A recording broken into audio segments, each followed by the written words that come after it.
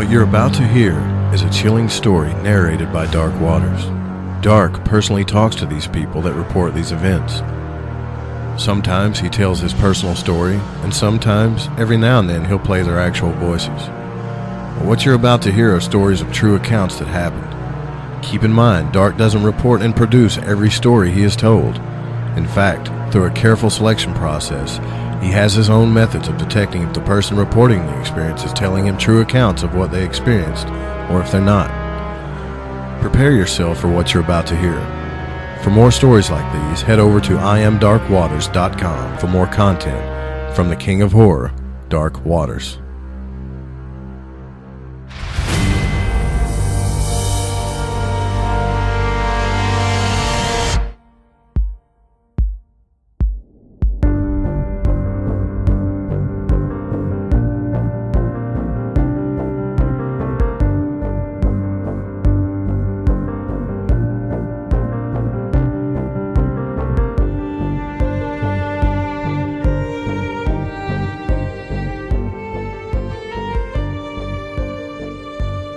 Working as an EMS for over 30 years, I've seen it all.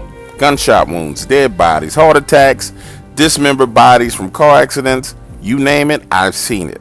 Out of all the messed up things that I've seen, nothing has been more frightening than the encounter with this thing I called the Fallen One. Let me paint a picture for you. My partner Boris and I are parked under Danziger Bridge in Gentilly, New Orleans. We're having a bite to eat. It's about 3:30 a.m. We had just dropped off a man who suffered cardiac arrest. We managed to get him stabilized, get him to the hospital, and we were feeling great about ourselves. I'm stuffing my face with a hamburger when a call comes across. There's been an accident. It's about 10 miles away from us on I-10, and this one is bad. An 18-wheeler has rolled over the driver, dead, and in two of the other cars, all the people are injured. Now, when we arrive, it's 10 times worse than what I thought it was. Other drivers have gotten out of their cars trying to help. One of the vehicles had been half crushed by the 18-wheeler, with people still trapped inside. Somehow, this teenager had managed to squeeze himself out of the car, but he had a gigantic piece of metal lodged in his abdomen, deep lacerations in his thigh, and he had already lost a lot of blood. So we grab him first and go to work.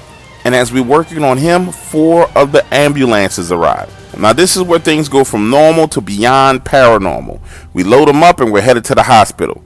The kid flatlines, dead as a freaking doorknob.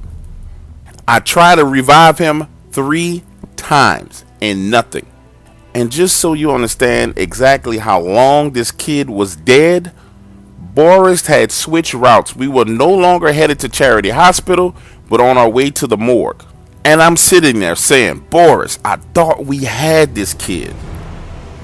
When this kid starts talking, his voice is booming as if he had a subwoofer speaker in his mouth, speaking a language that I don't think anyone has ever heard before. Now, no matter how hard I try to explain this to you, I may never actually be able to paint the picture clear enough as to what the hell this looked like. Remember, this kid had the equivalent of a metal rod lodged in his abdomen, and he was dead. No heartbeat. And he's freaking talking. His eyes open, and they're all black. Then his heartbeat returns, and he lays there breathing, his eyes closed like something out of a fucking horror movie. At this point in time, I've stood up, backed as far away from him as possible. Boris is in a front seat screaming at me, "What's going on? What's going on?" But I was in complete and total shock, trying to figure out what the hell had just happened. We arrive at the hospital. I'm still in shock. Boris had to grab me by the hands, look me in the eyes, and say, "Hey, let's get this kid inside." So we roll him into the emergency room. Nurses come out. We bring him up to speed on his condition. And I tell 2 nurses, listen, he coded on his way to the hospital, and then he came back to life on his own. Next thing you know, they're wheeling him off to the back of the emergency room, and I feel this urgent sense of relief, like I had just gotten away from the devil himself. 10 minutes later, Boris and I were still talking when the lights start flickering in the emergency room. The double doors swing open, and out comes running one of the nurses we talked. This lady zooms past us, out of the hospital doors, and into the parking lot. Through those open double doors, you hear this. What's up, ladies and gentlemen? It's your boy, Dark Waters. This story is one of the most frightening stories that I've ever been told. I tried to relay it inside of the story and get that point across to you, but really, I couldn't even communicate how frightening it was when it was told to me, because the person told it to me face to face, and the look on their face was immediately let me know that they weren't lying. They were shaking, sweating. This scared the hell out of them. So head on over to the website and enjoy it. If you're a member, if you're a non-member, head on over to the website and sign up. You already know I've been talking about this for a long time. For those of you who used to be members that lost your membership along the way or decided to cancel for whatever reason, you got your panties in a bunch, I still honor and respect your original price.